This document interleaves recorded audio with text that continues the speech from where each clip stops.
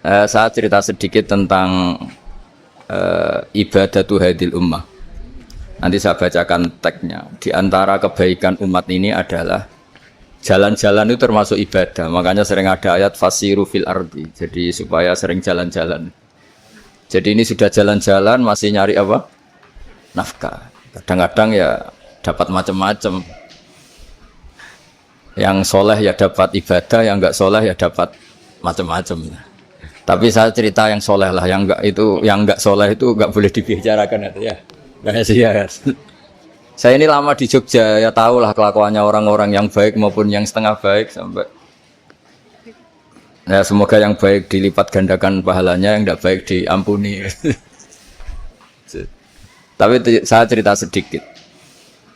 Di fikih kita, di kajian-kajian fikih kita memang ada istilah ini harus didengar karena ini ngaji dan sama status kita sama.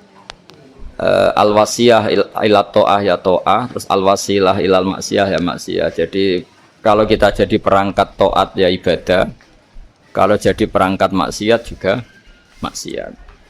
Sehingga di ilmu medis maupun di jasa online atau ojek atau apa, misalnya pertanyaannya kita pekerja paket profesional, boleh ndak ngantarkan paket narkoba? Ya jawabannya tentu ndak boleh, karena bukan masalah pekerjaannya, tapi yang diantar adalah sesuatu yang haram. Begitu juga boleh enggak ketika ada lelaki hidung belang tanya tempat mesum, kalau kamu menunjukkan berarti kan ikut berkontribusi. Ya kamu bisa meneruskan gimana hukumnya mengantar gitu misalnya. Nah, kiai juga sama sebetulnya. Kiai juga bisa dimanfaatkan orang yang macam-macam untuk kekuatan yang macam-macam. Jadi hukum ini sama, kamu tidak usah tersinggung. Kalau di fikih biasanya disebutkan menjual pedang pada begal juga enggak boleh karena digunakan yang tidak baik. Begitu juga misalnya apapun profesionalitas kita, misalnya paket, kita nganter ke paket yang apa? Paket ganja. Fikih ini harus kamu ketahui dulu sehingga hukum turunannya, ingat Allah misalnya, ini bisa kena. Kita tidak boleh ingat Allah dalam keadaan maksiat yang enggak diridani Allah. Karena mau tidak mau fikih ini hukum dasar. Sholat pun bisa kena semprit. Misalnya kita sholat karena tugas, bukan karena lillahi ta'ala. Makanya dulu itu ada guyonan Mas Wahyu itu. Ada imam dari masjid besar di negara sebelah. Tidak perlu saya sebutkan negaranya. Itu cerita, imamnya itu digaji 100 juta per bulan. Datang ke Surabaya gitu. Muadzinnya itu digaji 75 juta.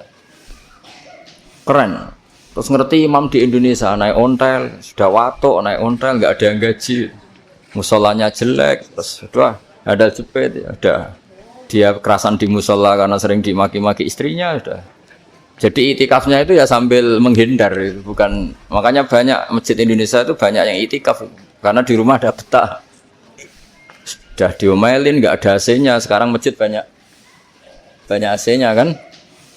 Kamar mandinya juga gitu, di rumah sama di masjid bagus. Di masjid. Makanya pengurus masjid yang daerah-daerah sini sering cerita ke kita. Kudune ngising ning omah Gus Melayune moro masjid karena itu cerita. Indonesia itu negara yang enggak bener katanya. Imam dan muadzin enggak digaji.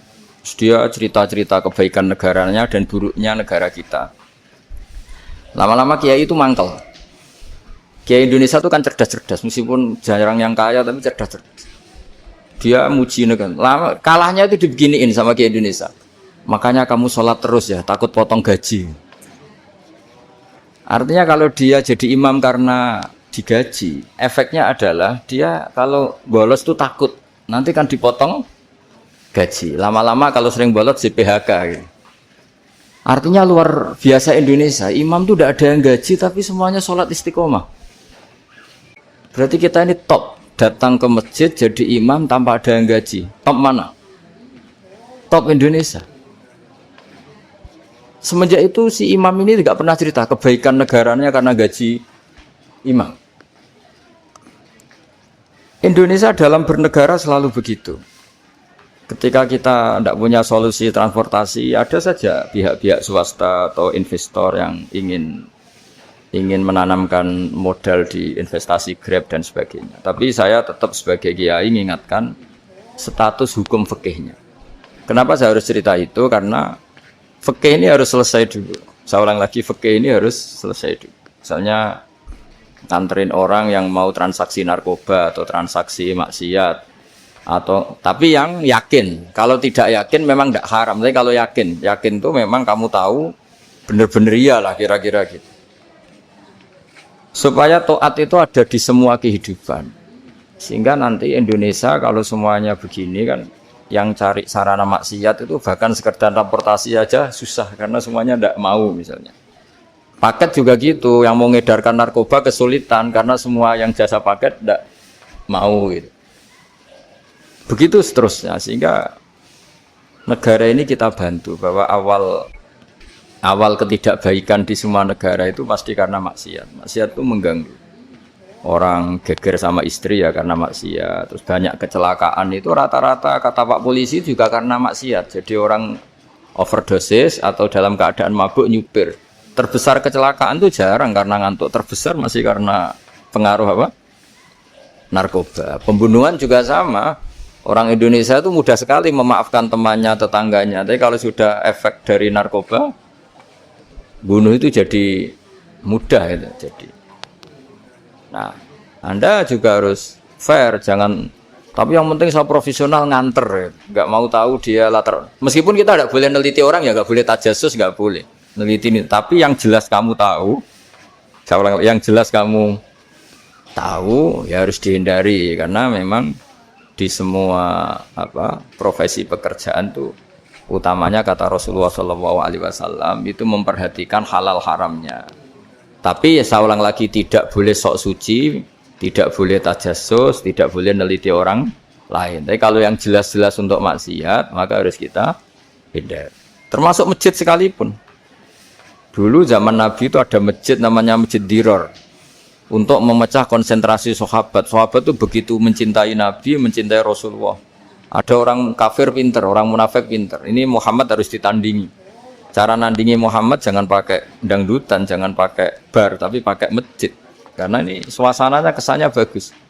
Dibikin masjid tandingan supaya orang tidak ke Muhammad semua, tapi ke masjid ini. Ini pikirannya orang munafik. Artinya jangan kira terus masjid bebas hukum, ya enggak juga. Masjid juga bisa kena semprit karena ini mendirikannya untuk bikin apa? Tandingan, untuk bikin masjid diror, kalau istilahnya Quran masjid diror. Semua sarana kebaikan juga gitu. Yayasan yatim piatu juga kena hukum, pondok juga kena hukum, semuanya kena hukum. Ada orang ingin jadi kiai padahal tidak pernah ngaji, terus bikin pondok.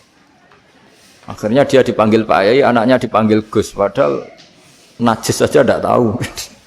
Itu kan kasihan umat, akhirnya ada penyelewengan. Jadi semuanya kena hukum. Jadi Anda jangan tersinggung ketika saya cerita fikih untuk para teman-teman yang di Grab, karena memang semuanya kena hukum, bukan ya?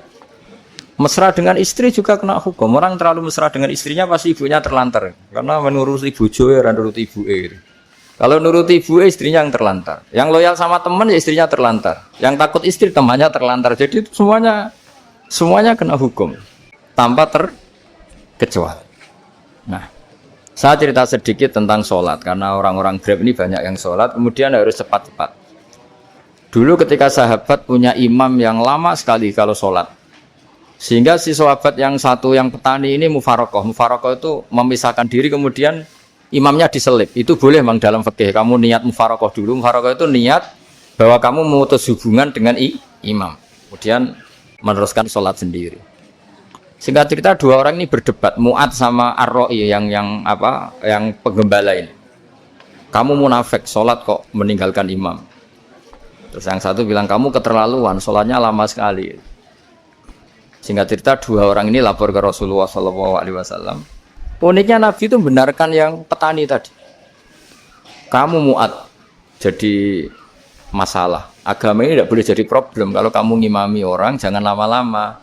Di situ ada ibu-ibu yang ditunggui anaknya yang sedang menyusu, banyak petani yang nunggu macam-macam. Kayak pegawai POM ya ditunggu shift temannya, pegawai Indomaret juga gitu, apalagi Grab mungkin ditunggu penumpangnya macam-macam.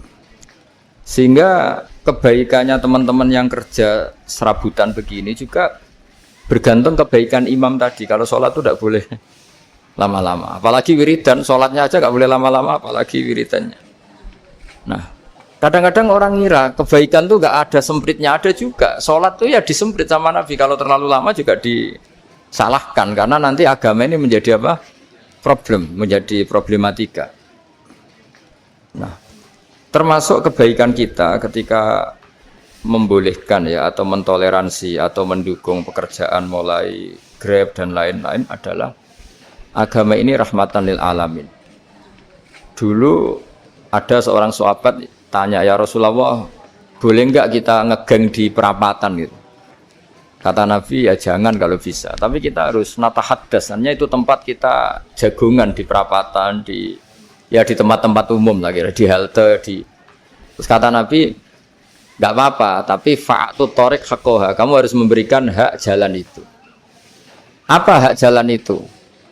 Satu, kamu amar ma'ruf, kalau bisa ya nahi mungkar, kemudian bikin suasana orang lainnya menjadi aman. Nah ini yang catatan. Kalau hitung saja, yang ikut Grab itu berapa?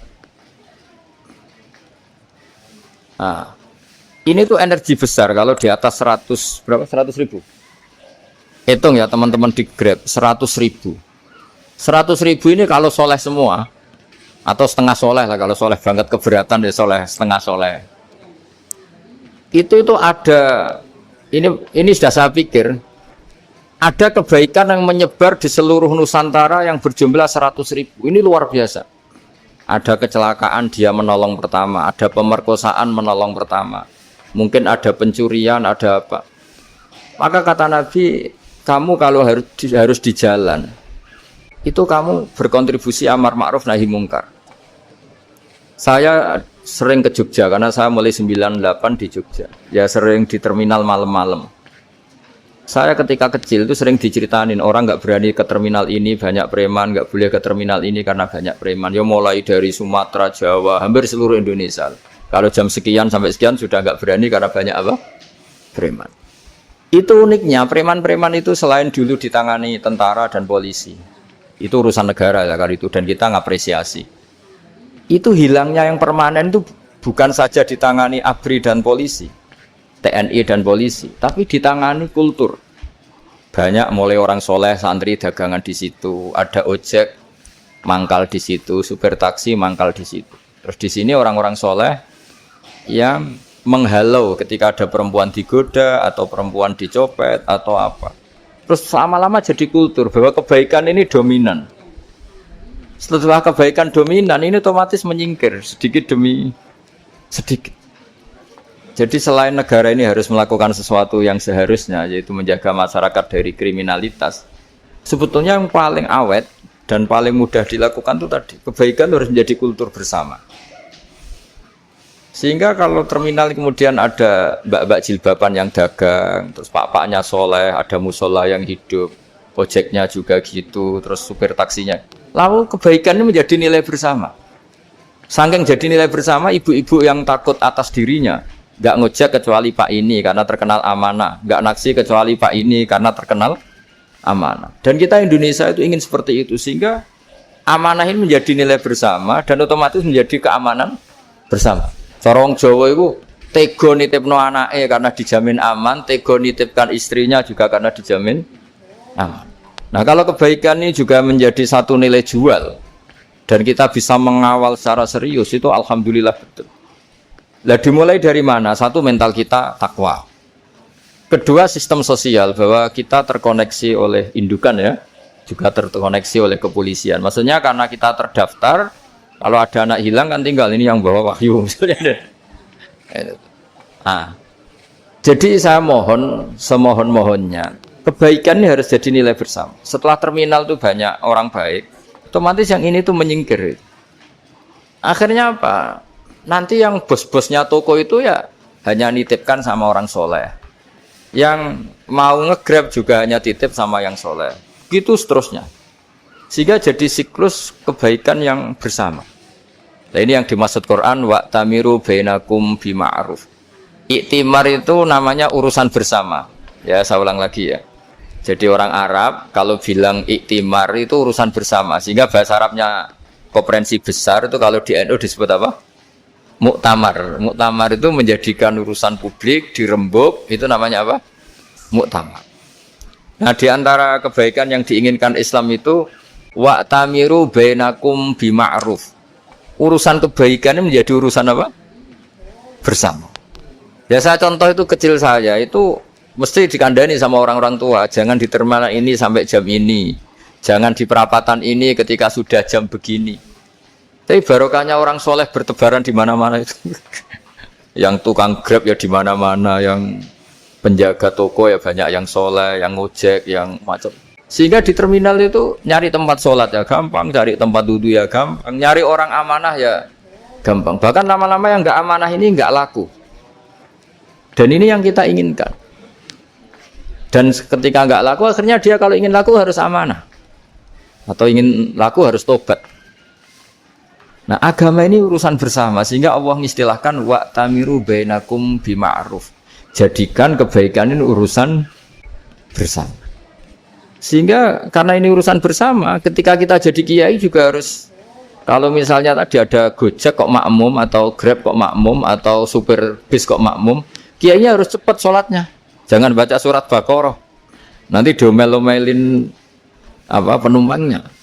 Begitu juga ibu-ibu menyempatkan jamaah, waktunya ada lama, di rumah sudah ditunggu anaknya yang masih menyusu. Makanya Nabi ngendikan idza amma ahadukum as-sholata falyukhaffif. Kalau kamu jadi imam, sholatnya harus relatif cepat. Fa inna fihim ad-dhaif badal hajat. Di antara makmum itu yang banyak punya urusan. Selain ada yang lemah, ada yang punya banyak urusan. Nah, terus ketiga, masalah kekayaan hati. Kekayaan hati ini penting sekali karena rata-rata teman di Grab itu kan miskin lah. Tapi jangan miskin sampai miskin hati gitu. Bahwa kamu nyari nafkah itu sudah ibadah, berkelana di bumi Allah juga ibadah, menyaksikan macam-macamnya orang itu juga ibadah. Bahkan menambah khazanah ilmu. Di antara warisan ilmu yang kita dapatkan dari Rasulullah SAW, misalnya kamu jalan-jalan, punya kaki dua, punya tangan dua. Gara-gara jalan-jalan sering ngerti orang yang buntung. Alhamdulillah meskipun saya hanya Grab, masih punya kaki terus ketemu orang buta ya gitu. Alhamdulillah ladzi afani mimma btalaka bih. Alhamdulillah saya terselamatkan dari seperti itu. Sehingga melihat orang maksiat juga gitu. Saya meskipun gini terselamatkan dari tempat maksiat sehingga hidup itu tidak nelongso gitu. Ada nilai lebih yang kita punyai. Jadi di antara kebaikan Islam adalah orang disuruh ingat sisi nikmat. Nah, kalau nikmat itu sudah ada semua, kata Imam Ghazali, nikmat hidup. Kata Imam Ghazali, jika nggak ada kenikmatan yang Anda punyai, kamu datang ke kuburan. Disuruh datang ke kuburan. Dan kamu bilang begini, kenikmatan kembali ke dunia adalah kenikmatan yang diinginkan mulai yang mati zaman Nabi Adam sampai kiamat. Jadi kalau Fir'aun yang pernah jadi raja, Namrud, semuanya, bahkan orang-orang soleh sekalipun, kalau kamu tanya keinginan terbaiknya apa? Ingin kembali hidup untuk membenahi kesalahannya zaman hidup. Artinya apa? Kehidupan yang kita miliki sekarang adalah kenikmatan yang dirindukan mulai yang mati zaman Nabi Adam sampai kiamat. Maknanya apa? Kita punya kenikmatan yang luar biasa karena kenikmatan yang dirindukan oleh orang yang sudah mati mulai dulu sampai sekarang. Apapun masalah hidup Anda ini punya kenikmatan yang enggak tertandingi, yaitu namanya hidup. Barokahnya hidup itu kita bisa tobat. Setidaknya ingin tobat. Kalau enggak bisa tobat, ingin tobat. Makanya di Indonesia itu banyak nyuwun sewu, banyak maling. Yang anaknya itu soleh karena kalau ngandani anaknya tetap gini, wes le bapak tok sing nglakoni kowe ojo. Bapak tok yang alami ini kamu jangan. Banyak di Indonesia orang nggak bisa baca Quran, anaknya hafid. Karena setiap bodoh itu tidak diwariskan. Wes le bapak tok sing bodoh kowe ojo bodoh. Mungkin teman-teman di Grab juga gitu, bapak tok cong sing nasi pengennya kowe ojo. Jadi kebaikan begini itu akan terus-menerus diwariskan. Sehingga banyak orang tidak tamat SD anaknya dosen, nggak tamat SMP anaknya dekan. Karena setiap dari kita itu cita-cita kebaikannya menurun ke anak cucunya, keburukannya berhenti di dia. Cara wong Jawa itu bapak tok sing nglakoni. Nah, di sini saya jelaskan tentang kekayaan rohani. Jadi saya mohon ketika Anda jalan-jalan ngantar penumpang itu harus sering muji Allah Subhanahu wa taala. Ya, saya bacakan ayatnya at-taibunal abidunal hamidun. Orang baik itu yang tobat, yang ahli ibadah. Di antara definisinya itu as-saihun, yang sering jalan-jalan. Siaka itu jalan-jalan. Jadi orang paling bejo sak dunia itu sampai harus jalan-jalan ibadah dapat uang. Tapi syaratnya ibadah. Sekali tidak ibadah dapatnya masalah kan? Sering goncengkan orang cantik terus ingat istrinya tidak cantik. Sering goncengkan orang yang sopan, yang santun terus ingat andekan ini istri saya di rumah rewel kan. Jadi kalau kamu tidak taat itu adanya penyesalan. Di lampu merah ada orang naik Ferrari, naik Alphard, sementara kamu di rumah hanya mobil butut, kadang malah tidak punya mobil. Jadi kekayaan rohani itu dimulai dari mana? Dimulai dari taat. Cara berpikir itu taat, bukan maksiat. Sekali Anda cara berpikir maksiat, maka adanya hanya penyesalan. Semakin pengalaman di luar, semakin penyesalan. Karena di luar sana banyak orang yang dapat nikmat yang lebih dari Anda. Tapi sekali Anda taat, kamu akan mensyukuri apa yang Anda miliki dan tidak pernah ingin sama yang dimiliki orang lain. Sehingga orang-orang yang sering pergi itu sama Allah dipuji. Jadi tidak ada nabi kecuali di antara ibadahnya itu jalan-jalan. Fasiru fil ardi. Sehingga semua nabi itu mesti pernah melakukan perjalanan internasional. Rasulullah Muhammad SAW pernah jalan-jalan sampai ke Syam. Padahal beliau orang Mekah. Nabi Ibrahim yang orang Syam pernah perjalanan sampai ke Mekah. Karena di antara kearifan itu ya dimulai dari apa? Jalan-jalan tadi. Kamu ngerti orang yang macam-macam. Makanya di antara kebaikan umatku kata Nabi itu siyahah fil ard, sering berkelana. Tapi tentu untuk mengambil pelajaran. At-taibunal abidunal hamidunas saihun. Nah, agama mensupport itu. Sehingga kata Nabi, jika ada orang kok sholat qobliyah, ba'diyah semuanya di masjid, sama Nabi ditegur. La taj'alu buyutakum kuburan. Rumah kamu jangan jadikan kuburan, harus dapat jatah apa? Sholat. Kata ulama kalau ada orang sering sholat di satu titik itu ditegur. Kamu harus ganti titik yang lain supaya saksi bahwa kamu di bumi sholat itu banyak. Jadi kita ya punya nilai positif juga tentang apa? Karena kita sering siyahah, kalau bahasa Arabnya itu sering keluyuran, saksi kita kebaikan juga banyak. Tapi pesan saya paling pokok tadi ya, jadikan komunitas kebaikan itu punya nilai jual. Syukur-syukur fid dunya hasanah wa fil akhirati hasanah. Ya kita bersyukurlah di Indonesia itu. Saya masih ingat kecil saya itu ya sekitar saya umur 15-14 tahun. Setiap mau pergi itu pesannya orang-orang yang sering pergi itu jangan masuk terminal jam ini di perapatan ini, karena yang namanya preman itu dulu dominan. Sekarang sampai jam 2 ada orang pakai jilbab, kadang ya orang pakai peci, yang nggak pakai peci pun ke musola terus. Yes, pokoknya kebaikan itu jadi komunitas dan jadi nilai jual. Bahkan tadi, misalnya ibu-ibu yang pergi malam itu kan mesti ada orang-orang yang jadi langganannya karena terkenal apa? Amanah. Yang dititipi anak juga milih orang yang terkenal apa? Amanah. Nah, nilai amanah ini harus kita jaga terus. Supaya kamu ya bisa bekerja, orang lain juga nyaman karena amanah tadi. Allah juga senang karena amanah itu perintahnya Allah Subhanahu wa ta'ala. Dan Indonesia harus menuju ke sana. Pemimpin juga harus gitu. Pemimpin bawaannya amanah, bawaannya apa? Yang memilih dia juga senang karena nggak malu lah. Tapi kalau kita milih, ternyata kita pilih tahu-tahu ditangkap KPK, kan ya malu gitu. Dulu kita kampanye mati-matian, ternyata dia ditangkap KPK. Tapi kalau dia amanah kan ya senang. Sama kalau tukang Grab ketangkep satu karena penodaan atau karena pengkhianatan, yang malu juga semua karena kadang-kadang nanti digeneralisir seakan-akan semuanya seperti itu. Tapi dengan reputasi panjang nggak pernah terjadi apa-apa dalam Grab kan otomatis lainnya juga terangkat. Nah, ini yang dimaksud wa'tamiru bainakum bima'ruf. Jadikan kebaikan itu urusan bersama. Makanya andaikan negara itu sudah mengoptimalkan polisi, TNI untuk meringkus preman, oke itu baik. Tapi ya lebih awet lagi kalau itu ditopang apa?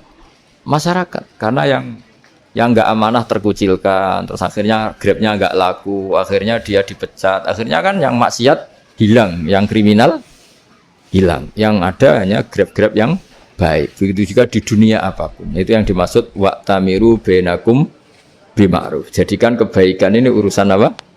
Bersama. Nah karena kita baik, otomatis jadi teladan yang baik bagi anak kita, istri kita, tetangga kita. Dan karena kita baik, maka terhormat. Sehingga orang melihat Grab itu simpatik, respect, karena reputasinya baik. Nah karena orang respect, tidak dicibir. Barokahnya tidak dicibir, tidak mangkel. Barokahnya tidak mangkel, tidak saling ejek, bahkan tidak saling bunuh. Coba kalau kita jelek, dicibir orang, kita dalam keadaan mabuk, tidak terkontrol, bunuh. Jadi efek dari maksiat itu begitu buruknya. Sehingga penelitian itu mengatakan kebanyakan kecelakaan ya pemicu utamanya rata-rata ya nyupir dalam keadaan mabuk. Beberapa nyuwun sewu kasus-kasus kriminal rata-rata ya dipicu oleh hal-hal seperti itu.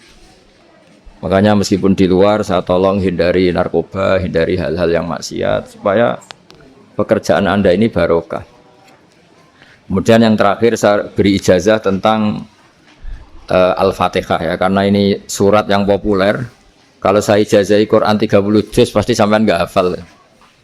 Atau ijazah surat Baqarah, kalau mau Baqarah mau. Ijazahi surat Baqarah mau 2 juz setengah. Mau Mas Asep? Ya Fatihah aja yang gampang ya. Nah, ya kulhu Fatihah ini paket ringan ini. Tapi pahalanya apa? Besar. Ini beda ya, artinya selama ini mungkin Anda baca tapi monoton ya. Tapi ini saya bacakan teks aslinya tentang istilahnya itu mazaya. Mazaya itu kelebihannya Fatihah. Saya baca Arabnya dulu, nanti ini terakhir ya, ijazah tadi kan saran-saran umum tentang sosial. Ya, pokoknya jadikan kebaikan itu punya nilai sosial yang baik lah. Jadi nanti orang yang nggak amanah nggak laku. Ya, calon bupati, gubernur, presiden yang nggak amanah juga nggak laku. Begitu juga kiai yang tidak amanah juga nggak laku. Suami yang nggak amanah juga nggak laku. Istri yang nggak amanah juga. Sehingga kebaikan ini jadi nilai sosial yang dalam tanda kutip sudah keniscayaan ya. Yang diinginkan Allah itu seperti itu. Bukan kebaikan yang dipaksakan karena kekuatan negara. Maksudnya kalau bisa kebaikan itu tidak usah dipaksakan. Memang sudah satu kebutuhan.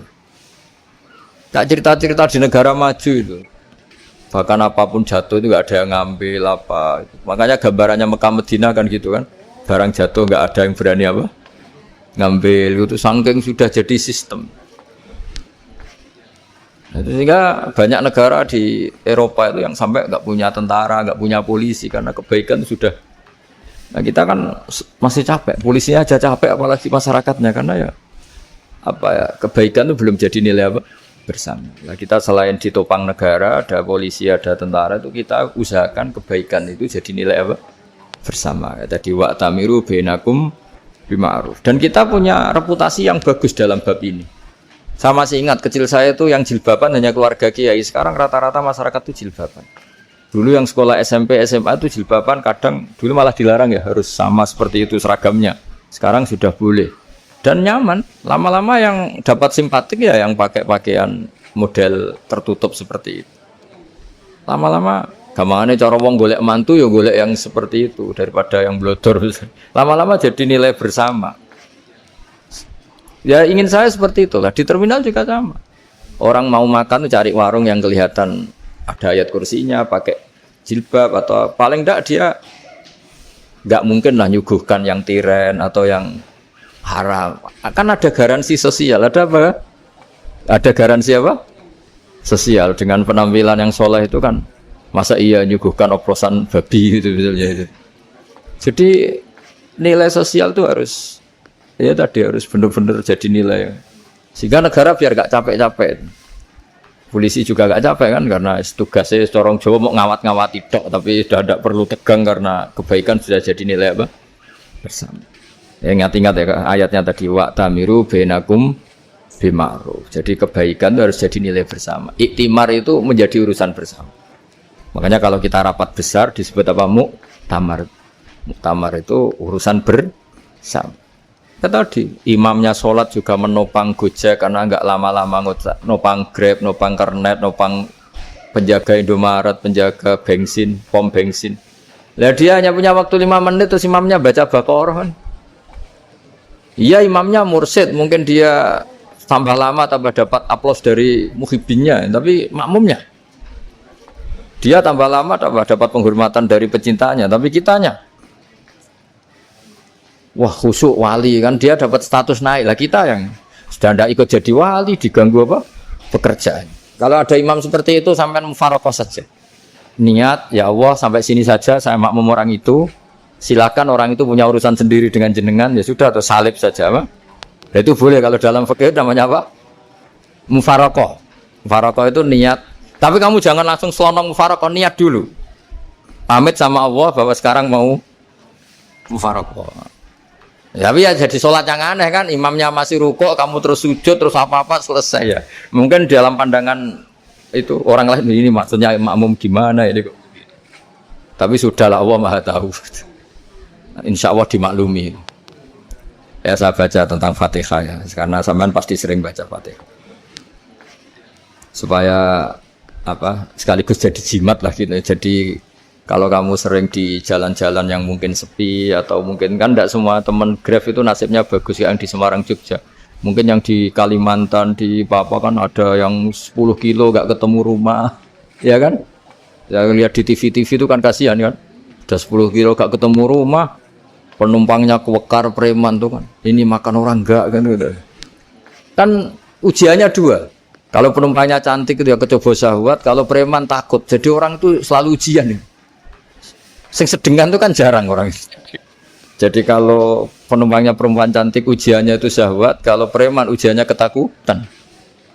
Kalau orang yang lemah bawa uang ujiannya kamu ingin garong. Jadi hidup itu memang semuanya ujian. Liyabluwakum ayyukum ahsanu amala. Makanya saya sering ditanya oleh teman-teman, Gus, nah ujiannya kenal wong wedok elek piye sama? Kenal wong ayu ujiannya syahwat, kenal wong elek ujiannya ngenyek, itu sama-sama dosa. Syahwat ya dosa, ngenyek juga dosa. Welek keriting untune metu ya dosa ngomong gitu. Kadang-kadang orang berpikir enak kancanan wong elek enggak dosa. Kata siapa kancanan wong elek itu ya dosa karena bawaannya ngenyek. Ngenyek itu menyepelekan itu. Makanya saya itu ya enggak mau berteman sampean. Nanti kan bawaannya ngenyek atau seneng ya enggak tahu. Ya sudah ana takdir saja kalau ketemu ya tak ulang ngaji gitu. Tapi ini ngaji terakhir, setelah ini ngaji biasa aja enggak usah resmi gini. Ngaji kok resmi aneh. Pokoknya nanti suatu saat kalau pandemi sudah berlalu saya akan ngaji Rebone, ini ngaji. Ini ngaji yang kurang bagus karena ngatur kiai kurang berkah ini. Nanti tapi ya lumayan lah masih mau ngaji. Ngaji kok tanggal ini jam ini. Sekarang suatu saat kamu tak panggil, Mas Wahyu datang ke sini jam ini tidak mesti bisa. Mungkin pas ada acara apa, oh, maaf ke sini pas ngecek pas apa. Jadi ya sudah tapi tak maafkan enggak apa-apa. Takdir ya. Tak bacakan supaya sampean tahu keramatnya bismillah. Nah, sebelum saya bacakan bismillah Fatihah, tak beritahu tentang ilmu tafsirnya karena ini penting sekali. Fatihah itu dawuhnya Allah, tentu itu dawuhnya Allah. Saya ulang lagi, itu kalam Allah. Tapi yang sudah diberikan kesampaian ke kita semua. Sehingga seakan-akan itu menjadi dawuhnya kita ke Allah. Jangan salah loh ya. Fatihah itu dawuh Allah tapi sudah diberikan ke kita. Sehingga posisi kita itu yang punya itu. Nah kenapa ini perlu dijelaskan? Karena nanti ada kalimat iyyaka na'budu wa iyyaka nasta'in. Kalau itu masih kalam Allah, berarti Allah ngomong ke kamu, ngendikan ke kamu, kepadamu aku menyembah. Masa Allah menyembah kamu? Nah, sehingga ilmu tafsir itu menyelesaikan itu dulu ya. Saya ulang lagi ya, sebelum sampean sering baca Fatihah, aku yakin ya sering baca. Tapi barokahnya ndak paham itu ndak pernah janggal. Enggak paham itu ya penting supaya ndak iskal, ndak janggal. Sebetulnya di kalimat itu ada yang janggal. Kalau Fatihah itu kalimatnya Allah atau kalam Allah, bagaimana dengan kata-kata iya kana budu? Masa Allah ngendikan ke kita, kepadamu kami menyembah. Masa Allah menyembah kita? Maka penyelesaiannya secara ilmu tafsir gimana? Semua ulama mengatakan, bukan satu dua, semuanya mengatakan di Fatihah itu semuanya diberi kawalan kalimat. Saya ulang lagi ya, di Fatihah itu semuanya diberi awalan kalimat qulu, katakan wahai hambaku begini. Ya, katakan wahai hambaku begini. Nah, begini ini pelajaran dari Allah yang sudah diberikan ke kita. Terus kita mengatakan bismillahirrahmanirrahim, alhamdulillahirabbil, termasuk kita mengatakan iyyaka na'budu wa iyyaka nasta'in. Jangan bayangkan Allah ngendikan ke kita. Kalau Allah ngendikan kita berarti gini, hei wahyu ihdinas siratal mustaqim, tunjukkan saya jalan yang benar. Nah nanti kamu terus, ya Allah, Anda aja minta tolong saya minta tolong siapa kan, jadi panjang kan. Ya, saya ulang lagi ya. Jadi itu di Ulumul Quran diterangkan gimana? Sebelum baca Fatihah, ya. Fatihah itu kalamullah, ngendikane Allah, tapi yang sudah diajarkan ke kita dan sudah milik kita. Sehingga kalimat itu menjadi milik kita. Tapi ya kalamullah, tetap kalamullah, tapi sudah menjadi milik kita. Udah paham ya? Ya pinter nah. Ya, karena kalau tanpa penjelasan seperti ini, Anda akan iskal. Bagaimana Allah, iskal itu janggal, bagaimana Allah mengatakan iya anak budu. Kan jadi aneh ya? Ya, jadi tak jelaskan secara ilmiah ya. Jadi kata ulama-ulama tafsir, ayat-ayat Quran seperti ini sebetulnya dimulai dari qulu, apa? Meskipun enggak dilafatkan. Itu kan sama dengan qul huwallahu ahad Muhammad. Katakan kalau Tuhan itu satu. Ya namanya Quran itu kan kalam Allah, membina nabinya, membina umatnya. Makanya dikatakan atau enggak, di sini tersembunyi kata qulu, katakan. Ya. Jadi ya ibarat apa itu? Kamu ngajari anak kamu lah. Panggil jenengan bapak kula. Itu maksudnya anak itu, kalimat itu kalimat kamu, tapi kamu ajarkan ke anak kamu. Terus anak kamu bilang, Pak jenengan bapak kulo. Nah, ketika kamu mengatakan jenengan, bukan kamu mengatakan jenengan anakku, berarti anakmu itu bapakmu, kan lucu kan? Anak kamu ajari jenengan bapak kulo. Kamu, engkau bapak saya. Terus anak kamu mengulang jenengan atau kamu bapak saya. Berarti itu kalimat yang kamu ajarkan, tapi sekarang sudah milik anak kamu. Kalau itu kalimat kamu kan lucu. Masa anak kamu bilang bapak? Nah itu seperti itu. Jadi ulama memberi solusi atau jawaban iyyaka na'budu wa iya, itu sebelumnya ada kata-kata qulu, katakan wahai hambaku, hubungan kamu dengan saya adalah katakan iyyaka na'budu wa iyyaka nasta'in. Terus hubungan kamu dengan saya katakan juga dalam doamu ihdinas siratal mustaqim. Jelas ya, jadi itu kalam Allah yang sudah milik kita karena diajarkan Allah untuk kita.